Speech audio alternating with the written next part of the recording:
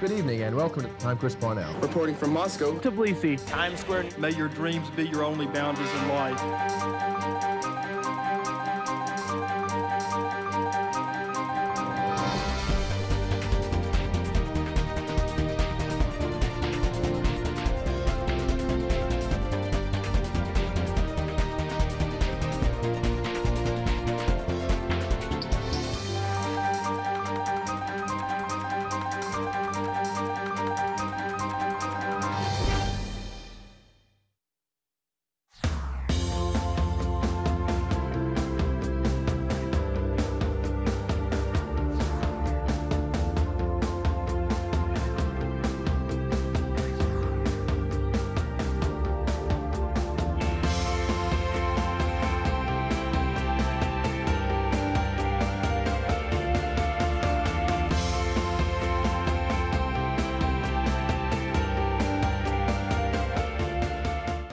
Hello and welcome to Living Well. I'm William Kinley. Medical technology continues to evolve and advance. Methodist Le Bonheur Germantown Hospital has recently purchased the fourth generation of the Da Vinci robot, the Da Vinci Xi. Dr. Paxton Dixon is a surgical oncologist with UT Methodist Physicians. He joins me today to talk about this new technology. Welcome. We're glad to have you on Living Well. Thank you. Thanks for having me. So I guess a good place to start is you're a surgical oncologist. Tell us a little bit about what a surgical oncologist does and how you got interested in the field. Sure. Well, a surgical oncologist is primarily a surgeon that focuses on not just surgery for cancer patients, but also in the overall management of cancer patients, including the sequencing of their other therapies like chemotherapy and radiation therapy, and how that will fit into surgical therapy. So we primarily operate on patients with solid tumors as opposed to patients that have hematologic malignancies like lymphoma or leukemia, which are chemotherapy treated tumors. I see. Now, how did you get interested in the field? I was turned on to surgical oncology actually after doing a few years of basic science research, basic science cancer research at St. Jude Children's Hospital during my time as a surgery resident here at the University of Tennessee Health Science Center. And it was there that I think I started to really appreciate the impact of multidisciplinary care in cancer patients. And so as I progressed through residency training, the attending physicians that influenced me the most were surgical oncologists, and that ended up shaping my career development quite a bit. So you're able to bring together your skill and focus on surgery with a broader perspective than maybe just general surgery, it sounds like. I think so. That's right. Like I said, our primary job is to operate on patients with cancer. Just as important in that is working with their other cancer physicians to make sure that the timing of their surgery and the type of surgery that they get fit in with the other modalities of therapy that they're receiving. Well, I know that you've seen a lot in your career, and we want to talk about technological advances, and we actually have some video of our newest advance that I introed, the Da Vinci robotic system. Could you share a little bit about what the Da Vinci robotic system is and its advancement of your techniques? Sure. So the Da Vinci robotic system is a system that's been in evolution now for several years, and robotic surgery has been going on increasingly for at least the last 2 decades. The fourth generation Xi, as you mentioned, that the hospital has just purchased, is the newest iteration of their robotic surgical technology. And the system essentially consists of a surgical unit, which we're seeing part of here, that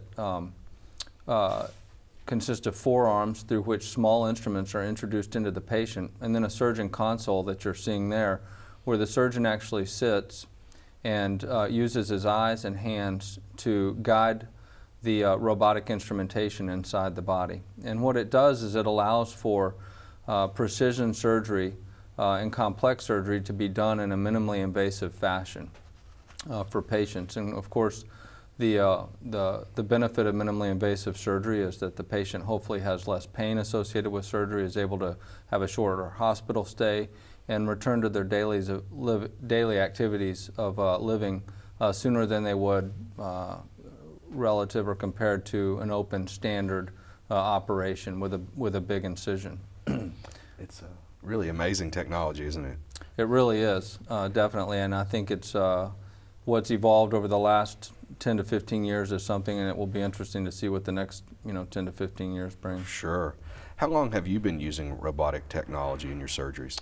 Well, I started, my initial experience with robotic surgery was in fellowship training in surgical oncology, and so I've had some experience with robotic surgery over the last 6 to 7 years. I've started to incorporate it more into my practice over the last 2 years and started to broaden some of the cases that types of cases that we've been using it in. I see. Well, with robotic surgery, obviously the surgeon is doing the case, not the robot. That's right. But can you go into a little more detail about how the robotic system is assisting you, and you mentioned it being more precise as a technique? Sure. So what I think it allows us to do, particularly in cases where we would like to perform the operation using a minimally invasive technique, the robotic technology offers a high degree of articulation with the instruments, and as humans we all have some element of tremor, and as surgeons we would all like to tell you we have the steadiest of hands, but the robot actually takes all tremor and manipulation, that tremor out of the surgeon's hands, which is nice and allows you to again work in small areas, make precise movements, and do it in a minimally invasive fashion, and operate much like you would open, but through small incisions. I see. How about your ability to visualize? How is that different? Sure. Well, the ability to visualize is excellent, and it allows us to have basically three-dimensional feedback within the body, and to magnify the structures that we're looking at inside the body. One of the nice things about robotic surgery compared with our other minimally invasive technique, which is laparoscopic surgery, is that the surgeon also controls the camera. In laparoscopic surgery, there's an assistant at the bedside that controls the camera with their arm.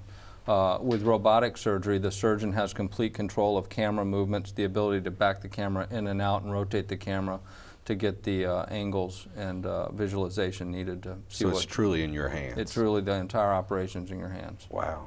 How does the newest Da Vinci system differ from the previous versions? The newest system, I think the primary benefit with the newest system is that it allows us to work more broadly through the abdomen without having to undock the robot, change the position of the robotic surgical unit, and then redock it, which is something that takes time and away from the surgery. The new technology allows us to work in separate areas of the abdomen, again without having to move the robot, because the robot has been designed to allow for that to take place. I think that's probably the biggest advantage. I see. What do you like best about the technology? I think that it has allowed us to do some operations that we could do, or that we generally do open, that we can now do in a minimally invasive fashion, and do them safely and provide the type of oncologic quality of the operation that we would want to provide. Thank you. It's time for a quick break. We'll continue talking with Dr. Dixon and find out what the future holds for robotic-assisted surgery. We'll be right back.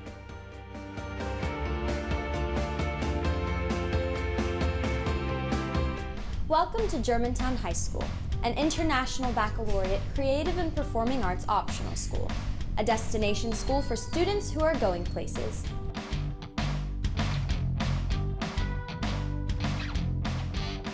Our students are of the highest caliber when it comes to their academics and knowledge. The IB program is a very rigorous program. You were challenged in a way that you thought you couldn't be challenged, you succeeded, something that other kids may not have thought they could do. They're accepted to colleges that are just, dream colleges for so many people. Germantown High School offers a CAPA program, the Creative and Performing Arts program. When I first came here, I saw the television studio and I was just amazed at what all I saw. Kids do everything, that they're taught every detail that has to do with theater arts and creative arts. I love a lot of things about Germantown High School, but primarily what I love is the athletics. There's something exciting around every single corner. We probably are one of the most diverse high schools in the state of Tennessee, maybe the United States. I would never doubt about sending your child to Germantown High School. This high school is something not like any other high school that we have.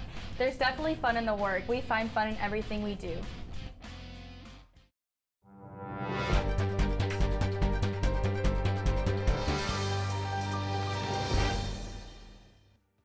Welcome back. We're talking with Dr. Paxton Dixon, who is a surgical oncologist with UT Methodist Physicians.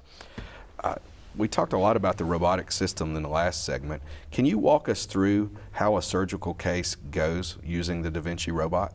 Sure. Well, it begins with appropriate positioning of the patient on the operating table with all key pressure points that are padded to protect the patient and make sure that they're appropriately asleep and positioned so that the robot can come in as it needs to. Once we put the patient to sleep and prep and drape the patient, we generally start with 4 small incisions through which, or generally with 1 small incision through which we look around the abdomen first with a camera to make sure that there aren't any unforeseen or unexpected findings. And provided that's okay, then we go ahead and proceed with making a total of 4 small incisions through which we put small robotic trocars that robotic instruments, surgical instruments, will then be introduced into the abdomen through. So I want to stop you, but when Sure. you say small, how small? These are 8mm instruments, so less than a centimeter in size. And so when this trocar goes in very layman term, kind of like a tube, so it's a small tube. That's right, it's a small tube, exactly. Okay, I'm sorry to interrupt you. No, no problem. And through the small tube, longer instruments can then be introduced from the outside of the body and into the inside of the body. But once those small tubes or trocars are placed through the abdomen, then the robotic surgical unit is then brought to the patient, and there are 4 arms that are docked to those 4 trocars. And then the surgical instruments are introduced into the abdomen under camera visualization so that that's all performed safely. Once that's complete and we're happy with our instrument position, then the surgeon goes to the surgeon console, sits down, is allowed to kind of get the eyepieces and the headrest and everything in a comfortable position, and then performs the operation sitting there at the surgeon console. So the console is in close proximity to the patient? About 15 feet away. Okay. Do you have an assistant or anyone that's there with the patient? We do. We have a surgical scrub assistant that helps with changing the instruments out, and then we also have a surgical assistant that is there to assist as well. Now, I know one of the interesting things with minimally invasive and robotics in the surgery field is it kind of crosses different disciplines, and you work and talk with other of your colleagues. What are some of the other procedures besides surgical oncology that utilize the robot? Sure. Well, I think that robotic technology has probably grown the fastest and with the broadest use in both urology and gynecology. And the reason for that is that those surgeons typically are operating in the pelvis, which is a small space, and it allows for those specialties to perform their operations, again, using precise movements and instrumentation in a small confined area of the body. So urologists and gynecologists have been using the robot for quite some time. Otolaryngologists or ENT surgeons are also doing transoral robotic surgery, and even the cardiothoracic or cardiovascular surgeons are doing valve surgery and certain operations in the chest robotically, and certainly the thoracic surgeons are also doing lung surgery robotically. So really a very wide spectrum. So you mentioned some of the benefits, but overall, what are the benefits to the patient with this approach? I think that, you know, as with any minimally invasive technique, the biggest benefit is that if you're able to perform a surgery through using small incisions, it reduces postoperative pain. In general, it allows the patient, for what we do, to get back on a general diet earlier, to be discharged hopefully from the hospital sooner than they would have with a standard open operation, and then get back to work or their activities of daily living sooner than they would after a standard open operation. And I know we're going to get to talk with one of your patients shortly, but has that been what you've seen with your patients overall? It has been, yeah. And I think that we've had a good experience so far with patients who've had robotic surgery, achieving all of those types of benefits. That's wonderful. What do patients need to know about robotic assisted surgery? Well, I think that they need to know that this is an evolving technology, and that they should be, you know, have an explanation in the office preoperatively about what how the robot works, and kind of in general what I explained to you a few minutes ago. And I think from my standpoint, when I see patients, I'm generally operating for tumors. And so there comes a lot of anxiety with that. And what I try to always explain to the patients is that we have two primary goals for their operation. The first is that it's done safely, and the second is that it's done in the right oncologic manner, so that they get the quality of their cancer operation can't be compromised. And so as long as we're able to achieve those two things with the robot, then that's what we aim to do. If at any point we feel like we're compromising either of those things, we can still default to our standard open operation. I see. So you have the continuum to offer based upon the need. How popular is robotic surgery? Do you have patients that are asking for it?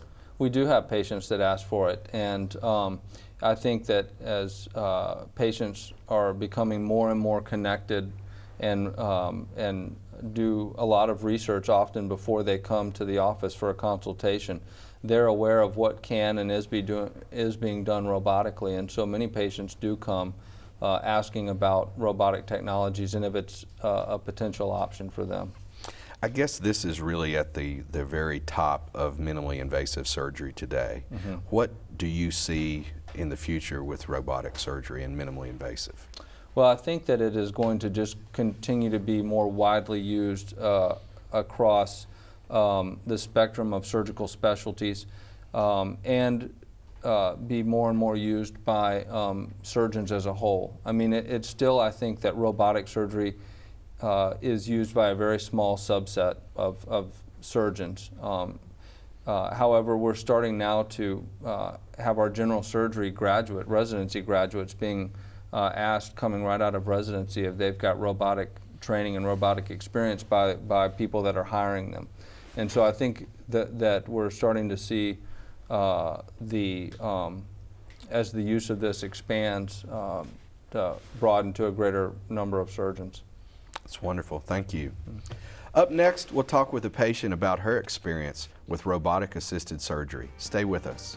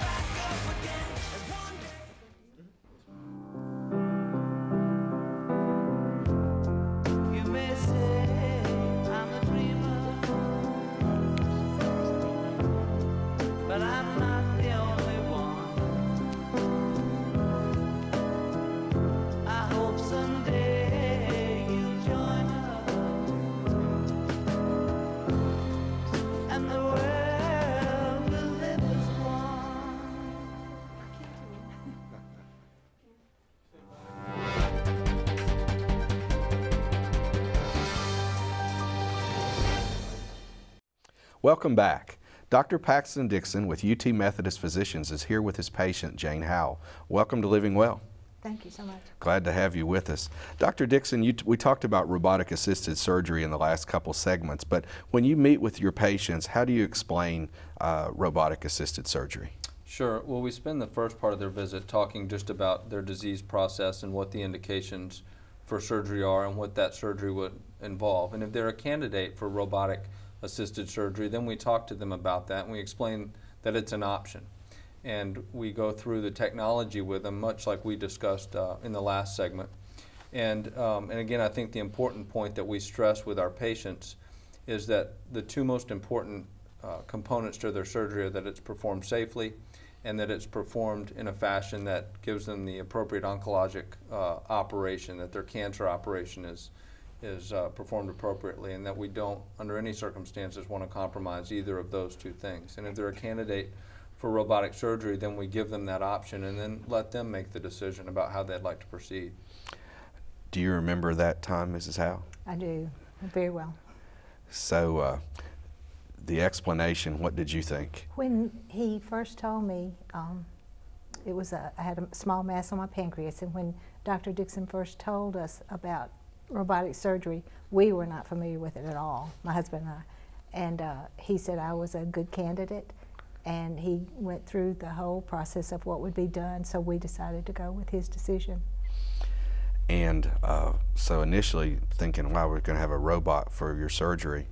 Did you go, like a lot of patients, did you go Google? And we did. Did you look on the internet? We did, yes.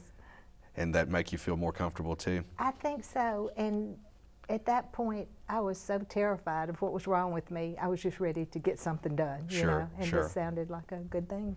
How has your recovery been so far? It's been just so easy, as opposed to traditional surgery, which I have had in the past. Well, tell us about your stay. How long were you in the hospital? He did my surgery on Monday, and I went home on Friday. Okay. And at that point, I didn't eat a whole lot that week, but by the time I went home, I was eating.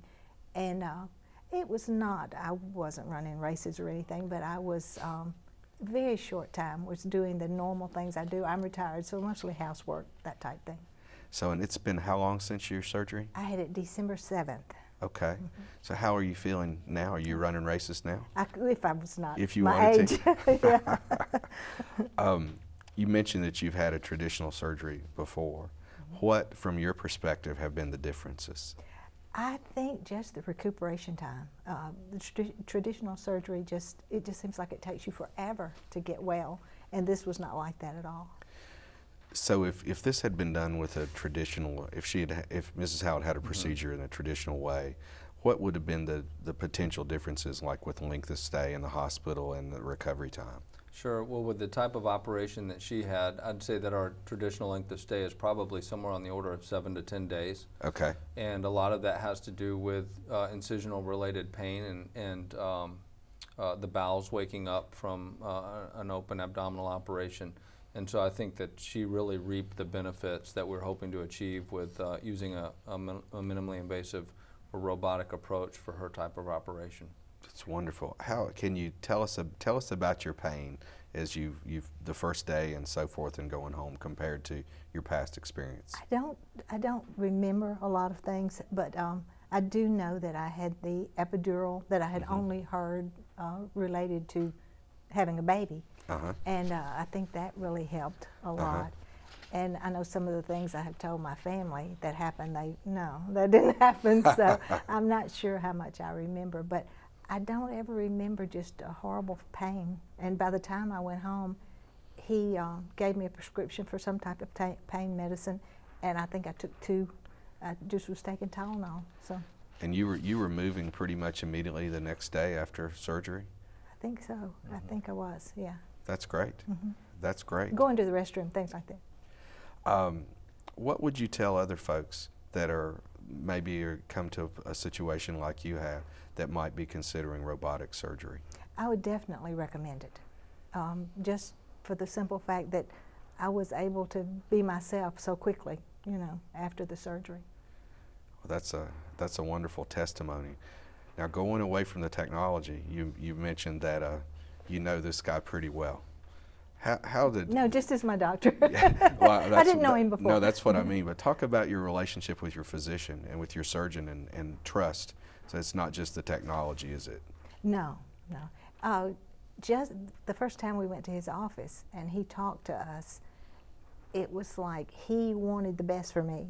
And sometimes you don't feel that way, you know, when you see a doctor. So we were so pleased just from the start. How long did you go from diagnosis to actually having your surgery? I went through, I think it all started maybe September, but they could not determine whether it was malignant or not. The gastroenterologist had done several tests, and Dr. Dixon asked for another test to be done, but they just couldn't determine what it was. I see. By the test. So you went through a period of time that stressful that you said you were glad to get something done. Right. I think that's consistent with a lot of patients that have a oncological issue. Right. How does this Mrs. Howe's progress compare to your overall patients with this type of surgery, Dr. Dixon? Well, I think she's reflective of what we've seen when we're able to use a minimally invasive approach. As I said, with an open operation for the type of surgery that Mrs. Howe had, would have typically been a 7 to 10 day hospital stay and about a 3 to 6 month recuperation where someone really goes to where they feel or are at their baseline performance status again. And so I think it certainly helps expedite the recovery and get them back to where they're feeling normal again. So you say you're back to doing most things that you like to do? Everything, yeah. That's wonderful, and really in pretty quick time frame. It is, it is. Is there anything other that you'd like to share about your experience? I know you talked about going from diagnosis to treatment. How is your feeling about that now? When you look back at it? I'm just glad it's all over. But, sure. But it was a very trying time, very stressful, and it was just so good to have the operation behind me. And I was operated on Monday, and on Thursday, I believe it was, he came in with the news that it was not malignant. So, you know, it's just been going up from there. Well, that's wonderful, and it's the way we would want it to be, certainly with not just technology, but with a great surgeon and great communication as well. Right. I thank you both for being with us. Thank you. Thank you. That wraps up our show for today. I hope that living well will help you and your family lead healthy lives. Thanks for watching. I'll see you next time.